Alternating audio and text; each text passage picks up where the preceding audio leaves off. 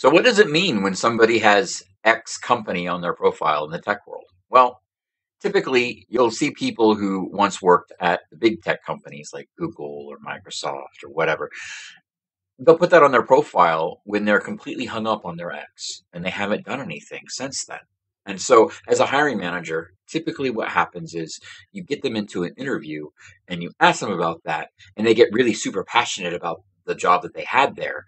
And then we start talking about this job, and then they are not as passionate. And what that shows is that they are still hung up on their X. And so, because they're still hung up on their X, anything that you try to invest in them is going to be fruitless because they're always going to be going back to their X. It's much safer and cheaper to hire an engineer without X on their profile because that means they're actually still thinking ahead. They're not thinking about the past. They're not thinking about where they used to be and their X.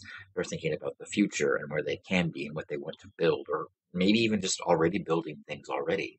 And so, one of the things that you have to understand about people who have X on their profile, in terms of like X Google or whatever, is that they're they may have the intellectual capability to do the work, but they're still emotionally hung up on their old job. And because of that, they're not going to be a good fit for your